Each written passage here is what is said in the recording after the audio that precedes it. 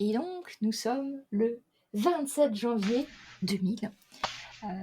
Marine Escande et Laurence Swenson, vous êtes toujours en Angleterre après cette étrange affaire de meurtre plus ou moins ritualisé, mais vous avez fait arrêter le meurtrier, un vagabond, que vous avez reconnu comme étant la réincarnation d'Arthur.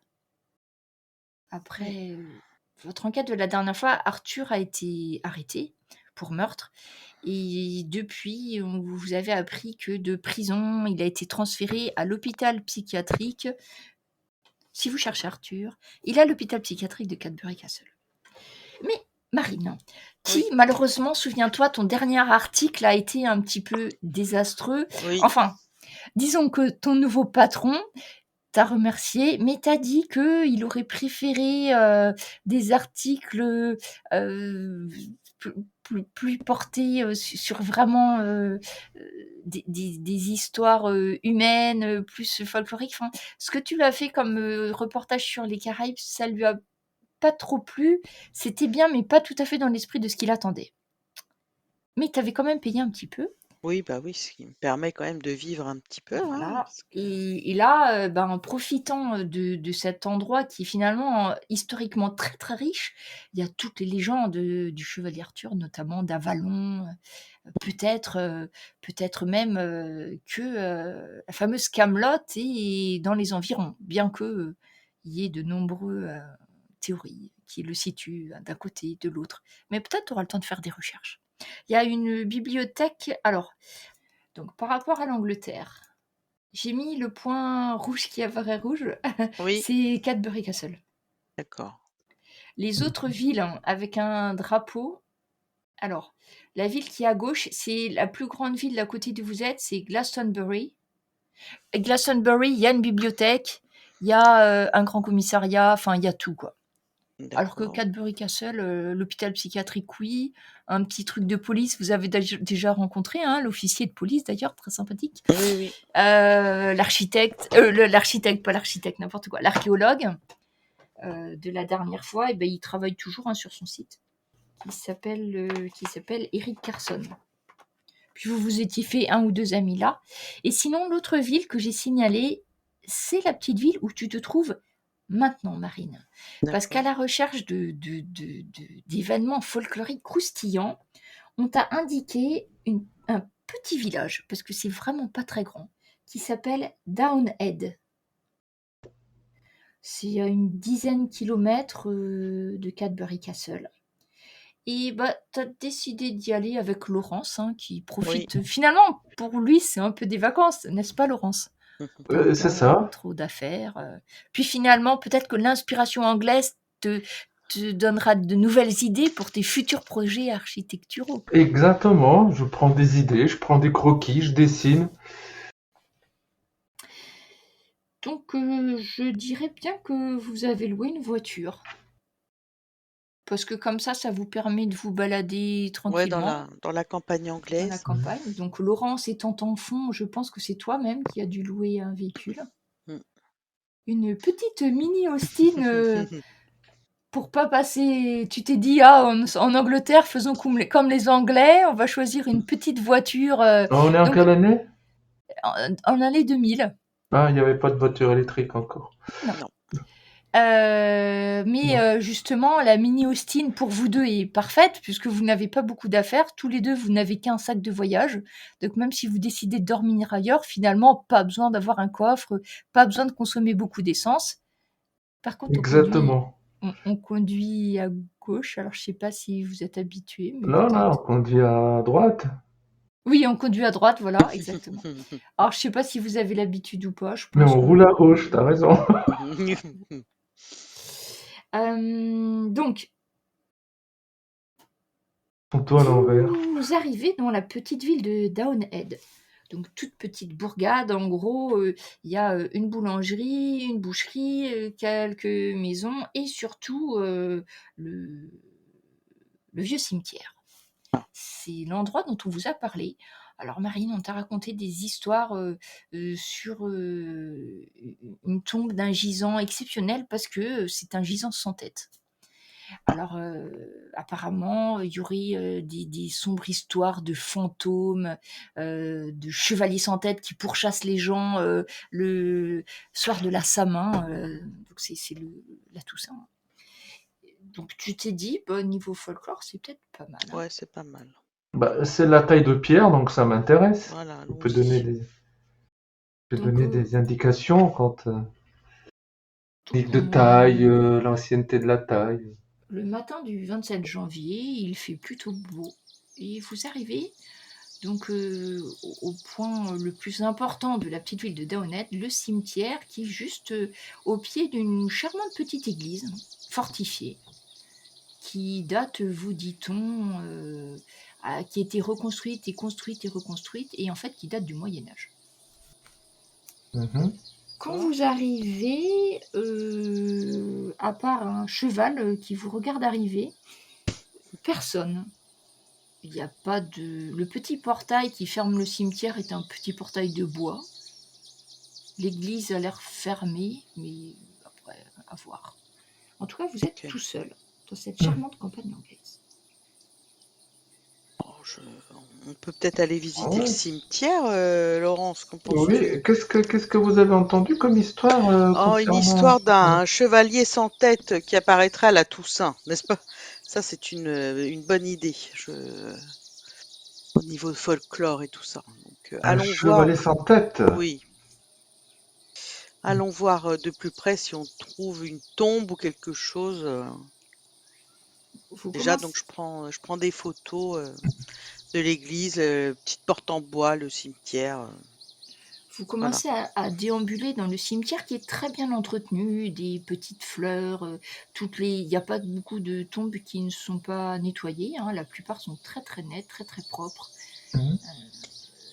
Et vous vous apercevez qu'en fait c'est un cercle concentrique, ce qui fait que les plus récentes sont les premières que vous croisez, et plus vous allez vers le centre du cimetière, plus les tombes sont anciennes. D'accord. Et c'est pas un très grand cimetière, hein. Il y a peut-être en tout une 50aine de tombes, hein, ce qui n'est pas énorme hein, pour un vieux village. Et vous arrivez devant la plus vieille des tombes, effectivement, qui représente un gisant, un homme en armure. Donc la statue, donc il a au côté une épée longue. Et il n'y a pas de nom. Il n'y a pas de nom? Autant toutes les autres tombes avaient des noms. Il n'y a pas de nom, mais quand vous regardez les tombes d'à côté, c'est aussi une tombe qui date du Moyen-Âge. Si vous voulez jeter un petit coup d'œil de plus près. Alors, pour de bon, si vous avez des bons yeux, j'ai pas besoin de vous faire de test. Mais si vous voulez faire un test parce que vos yeux sont moins bons, vous pouvez aussi. Et si on voit un dessin, enfin, je le vois sur le bouclier. Voilà, si vous trouvez quelque chose, vous me le dites et il n'y aura pas besoin de passer de test. Ce symbole c'est le symbole du Du cancer. roi? C'est un symbole astrologique. Effectivement, en regardant de près, vous voyez gravé dans la pierre de façon plus sombre, comme si on avait incrusté une pierre plus sombre dans la pierre très claire du gisant.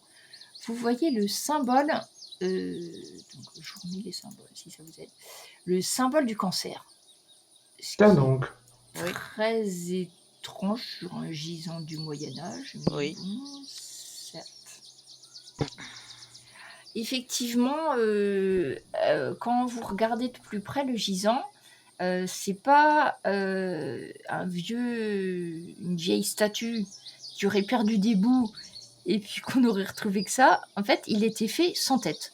Quand vous regardez au niveau de la finition, au niveau de la tête, c'est pas que ça a été tranché ou abîmé ou érodé par le temps, c'est que la statue a été créée comme ça. Comme ça, d'accord. Ah oui, c'est ce que je voulais voir si ça n'avait pas été coupé. En fait, non, c'est comme ça. Et au moment où vous approchez pour regarder ce fameux symbole du cancer, tout d'un coup, tous les deux, vous avez un flash. Vous êtes en pleine bataille. Vous avez vos armures de chevalier, le chevalier Gauvin, ses souvenirs marines, et le chevalier Galahad, de toi, Laurence. Vous voyez d'autres chevaliers autour de vous et vous êtes prêts à la bataille. En face de vous, l'armée de Mordred. Vous savez que cette bataille va être décisive. Vous, 12 chevaliers de la table ronde, vous allez affronter les 12 chevaliers de la garde d'élite de Mordred, les champions de l'Hôtel Noir. Vous avez des flashs de la bataille, de sang, d'armure brisée, d'épées qui s'entrechoquent sur des casques, de corps décapités, de bras tranchés. Et dans le feu de la bataille, vous avez à nouveau le goût féreux du sang. Vous commencez à sentir la fatigue, les coups. Et enfin, la fin de la bataille. Vous avez réussi à vaincre l'armée de Mordred. Arthur à votre tête. Les 12 sbires maléfiques, les 12 chevaliers noirs, ont été jugés par vous tous dans une clairière sacrée à proximité de Camelot. Le verdict a été la mort par décapitation. Et ensuite, vous avez abandonné leur corps aux animaux sauvages.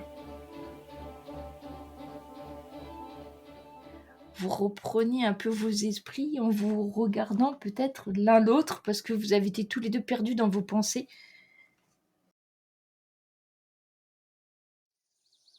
Est-ce que tu crois que ce serait le corps d'un des gardes de l'armée de Mordred qui serait là? Je viens d'avoir un Eh flash. ben, pareil, ben, je crois que... Oui, en effet, on pourrait le supposer. Et celui-ci était marqué du sceau du cancer. Oui, Donc, en fait, s'il y en a 12, chacun doit avoir son propre symbole. c'est ça. Donc, on en a un, ici. Et, Et je vais vous demander un test de clairvoyance à tous les deux. clairvoyance. La clairvoyance, ça sert à déceler des choses inhabituelles autour de vous. Alors, attends, je ferme. Alors, Ah, je il vous faut rappelle, envoyer les deux, hein. il faut faire un 12 ou plus pour que ça soit une réussite. Moi, j'ai 0 là-dedans. Je vous laisse jongler avec Ah bah. vos 12 en blanc. Oh, Laurence. 18. Ouh. Oui, bon. Après, vous pouvez toujours utiliser votre pouvoir de l'archonte, hein, mais bref. Donc, c'est une réussite pour Laurence. Attends, j'essaie de lancer l'archonte pour voir si j'arrive. Ouais, j'y arrive. Mais c'est mieux en... Oui. Laurence, tu te retournes, tu as l'impression de sentir une présence autour de vous, quelque chose d'indéfini.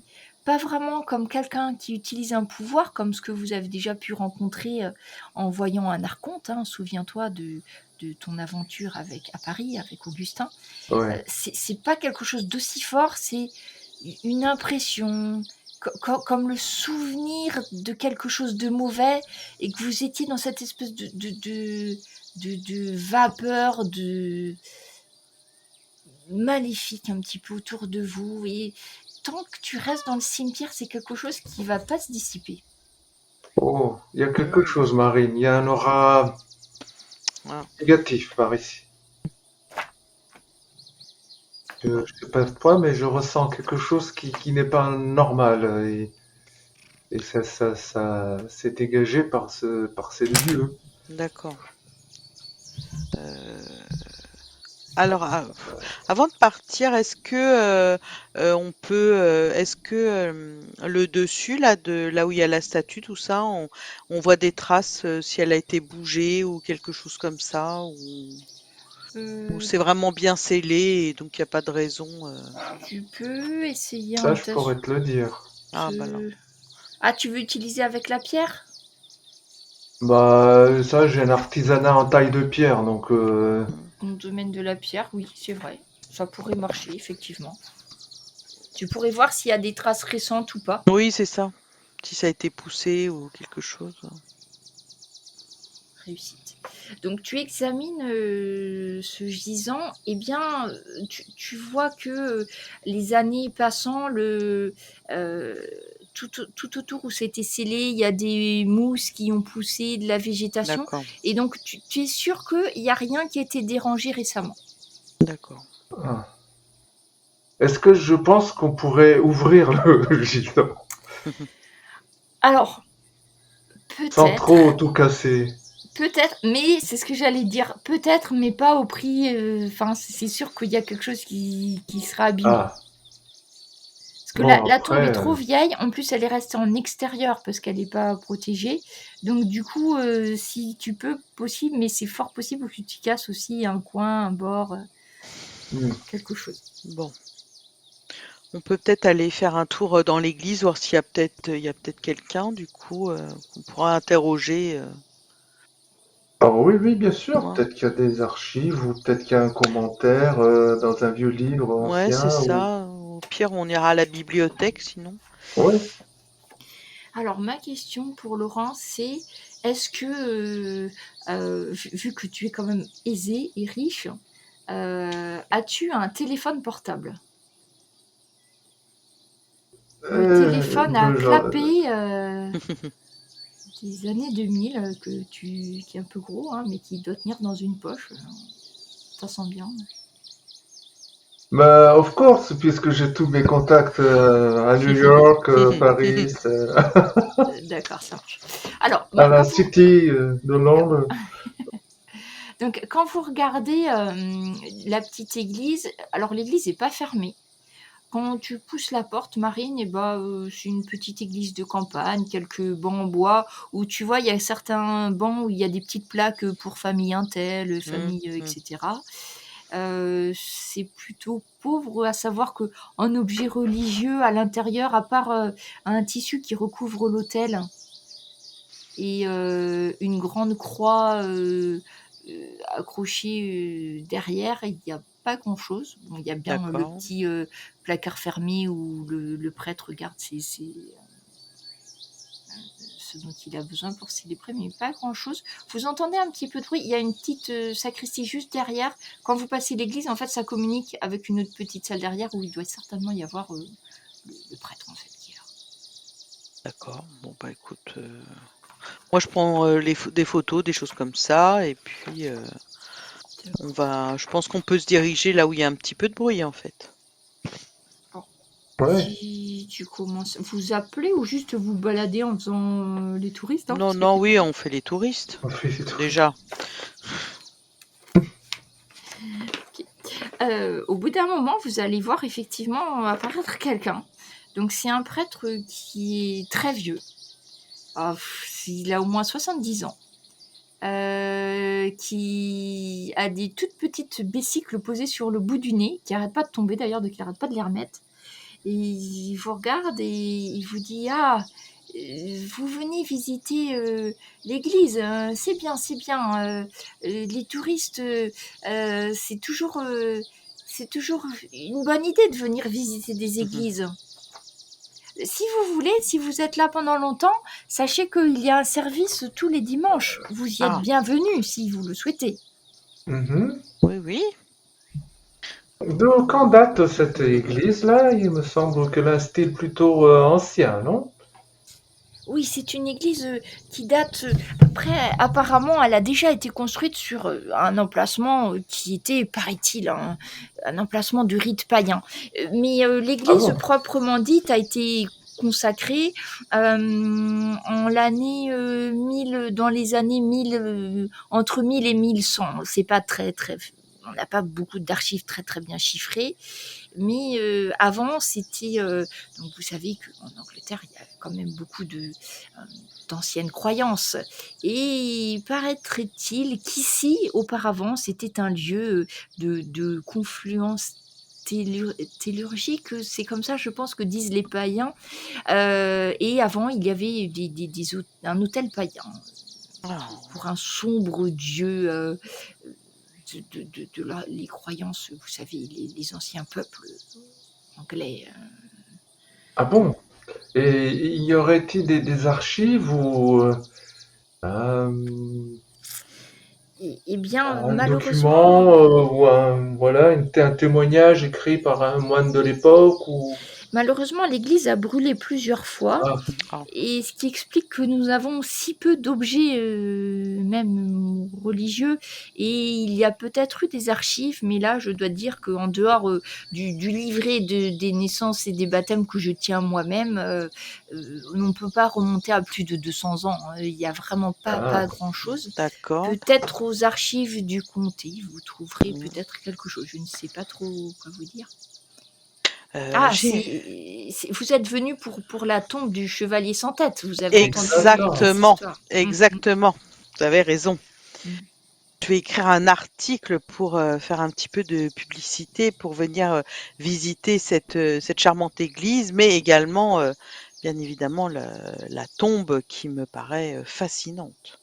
Alors pendant que tu lui parles, le prêtre, il va, tu sais, il y a comment ça s'appelle, la boîte des offrandes là, Oui, le petit, je cherche le mot, je trouve pas, oui, je vois et ça m'échappe aussi. le, C'est pour le don aux bonnes œuvres, c'est ça? Quelque oui, chose c'est comme ça. ça.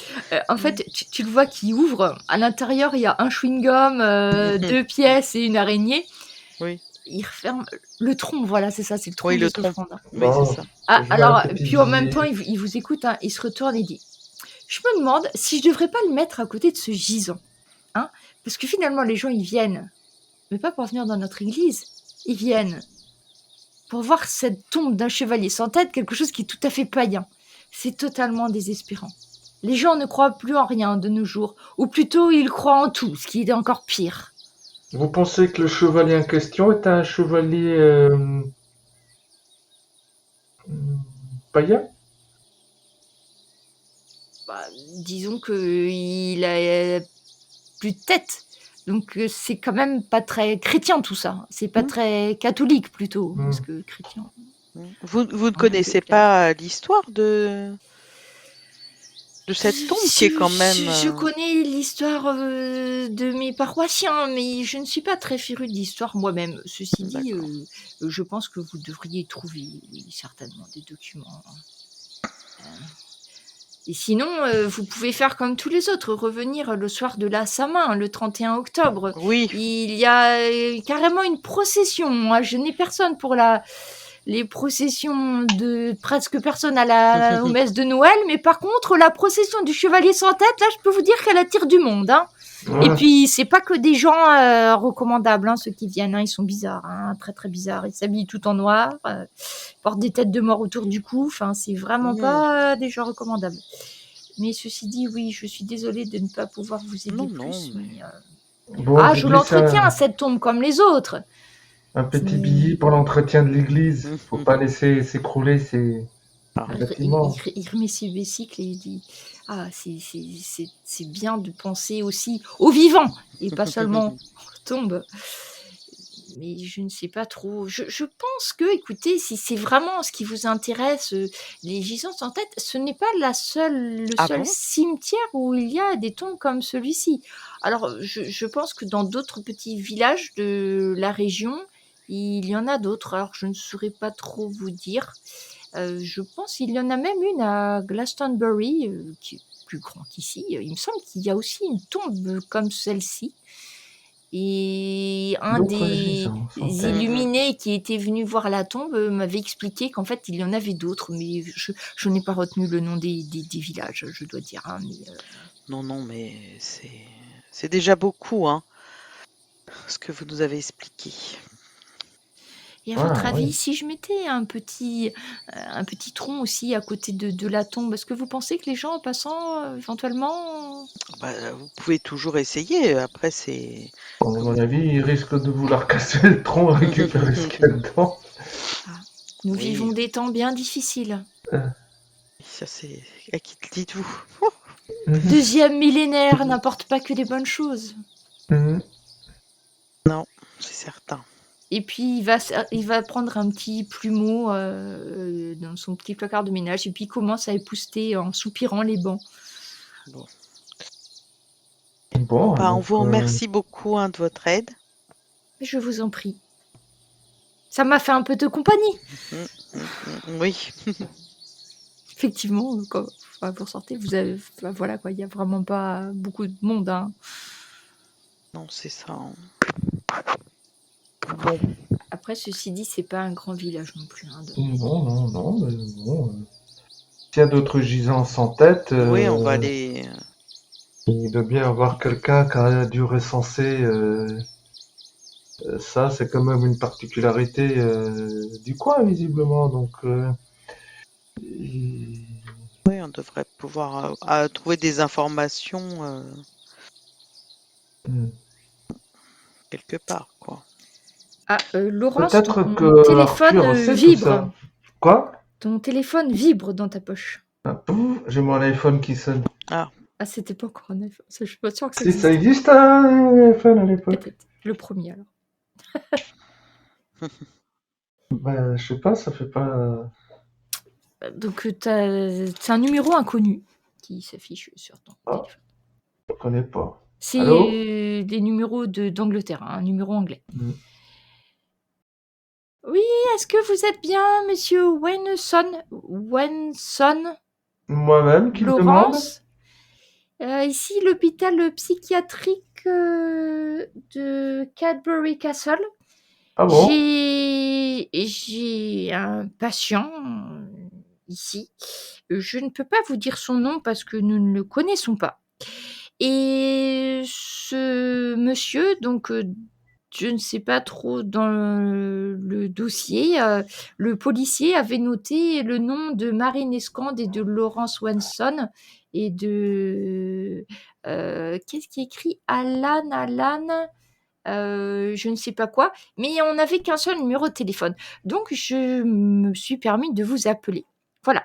Monsieur Laurence, notre patient, son nom, a demandé à